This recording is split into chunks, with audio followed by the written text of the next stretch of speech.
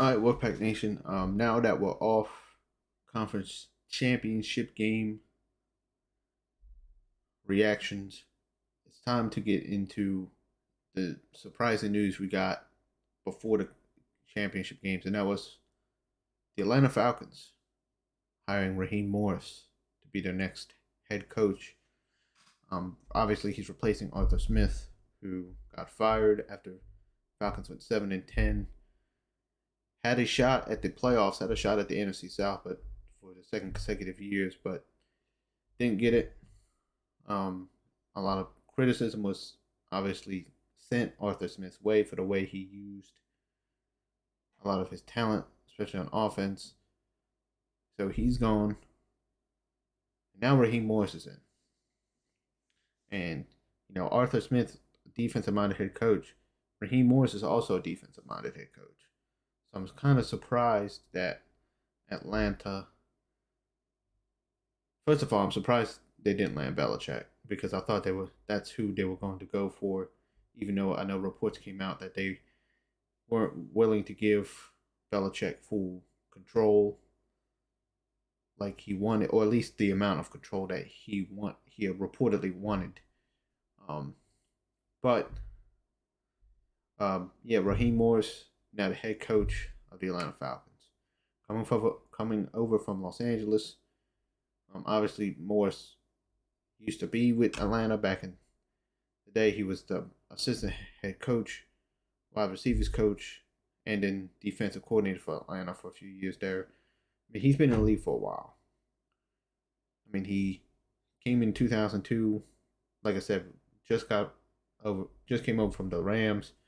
Then with the Falcons, he was with Washington. Was the head coach of the Buccaneers, and then before he was the head coach of the Bucks, he had multiple different defensive coaching positions on the Tampa Bay staff for the for about 6 or 7 years. Before that, um, it's surprising to me because I mean his first stint as a head coach, I know it was over a decade ago now, wasn't that good. I think he only won like he had one winning season um in his second season, but it was sandwiched in between a 3-13 season and a 4-12 season. And the team missed the playoffs that year. And I think that was kind of like a year that most, casual NFL fans don't remember really because I mean they missed the postseason. Even though they won 10 games and they had a they had a solid team that year, if I'm not mistaken. That's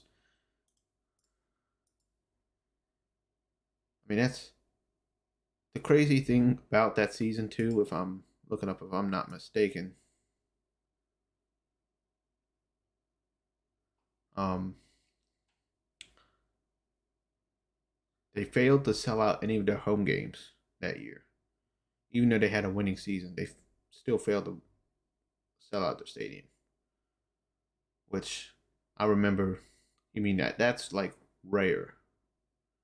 Like you usually sell out your stadium at least once, even if you like the Commanders who get a lot of opposing fans in their stadium that end up helping to sell out FedEx Field like this.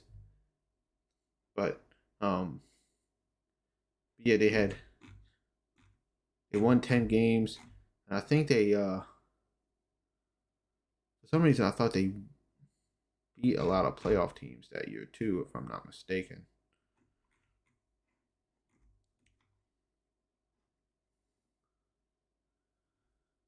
Um, Hold on, I'm trying to look it up. But either way, his stint as a head coach was not that good. So I mean, yeah, if you look here, I mean,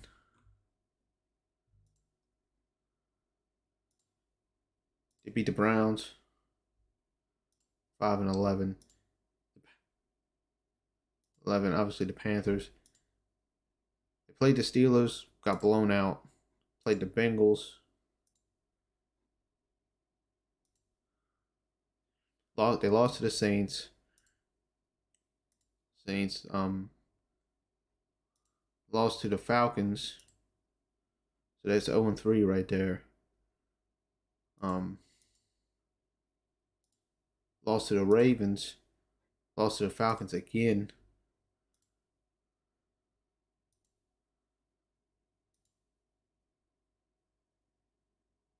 They beat the Saints and the Seahawks. So they were 2-5 against teams with a winning or teams who made the playoffs, and 8-1 against teams who didn't make the playoffs. So that was, I mean, so his head coaching record is not that good, but I get why Atlanta did it, right? I mean, they're familiar with him, obviously from his time there beforehand.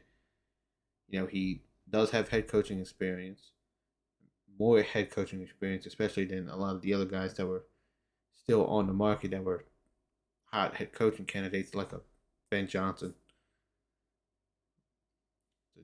I forget Ben Slowick, who's now a head coach.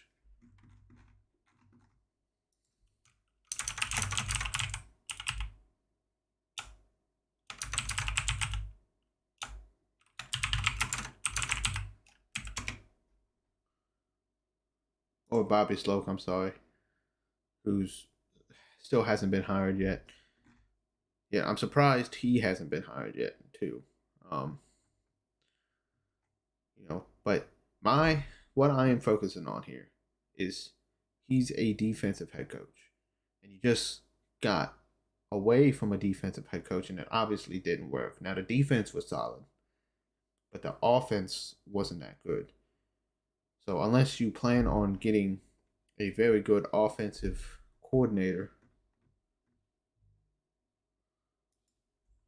to help out Raheem Morris,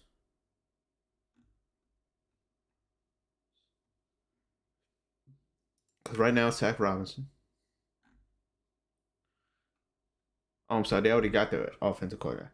I don't know what I'm thinking. Uh, Zach Robinson, the offensive coordinator. So if Zach Robinson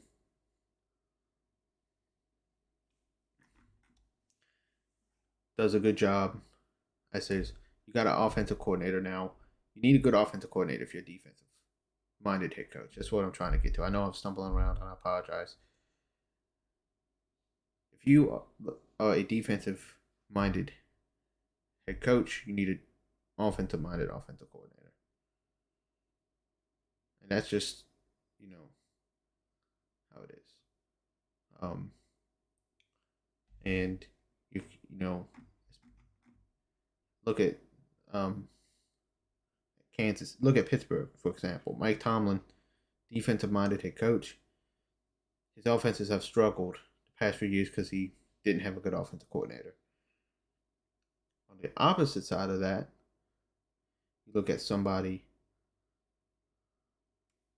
like a San Francisco or Kansas City, where you have a offensive minded head coach. They seem to have more success. Obviously, you know, it's at the end of the day, offensive king now in the NFL. So, I would have gone with Belichick personally. I know he's also a defensive minded head coach, but he's also produced some great offenses in his heyday. He obviously had Brady helping him out with that. But, I mean, he also helped lead a Mac Jones led offense to a double digit win season in a playoff berth a couple years ago. So, I mean, it's like I said, I wish Raheem Morris nothing but the best of luck. But at the end of the day, I don't know if this is going to work out. Because Atlanta's got a lot of decisions they got to make. They got a lot of key pieces, especially on the defensive side of the ball, that they need to lock in because they're going to be free agents. They need a quarterback, and they don't have a high draft pick. They have an 8th-round pick, and by that point, I think Drake May and Caleb Williams are both going to be gone at that point. A lot of people are saying they're going to be 1 and 2. I think Carolina take a traded to Chicago. I don't think Chicago's drafting a quarterback. I think they're staying to, or they're sticking with Justin Fields. So they're probably gonna grab somebody else. So I'm seeing Drake May and Caleb Williams going 2 and 3 to Washington and New England. So and of course at that point, Atlanta's going to be up with the 8th pick, and those two quarterbacks aren't going to be where they want to be yet.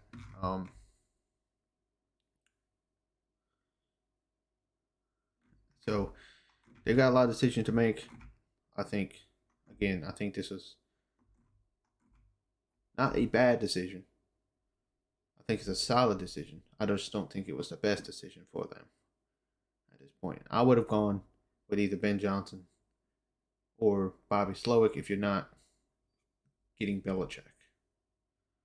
But that's just my opinion on that. So, yeah, if you like the content, please make sure to hit the like button, subscribe.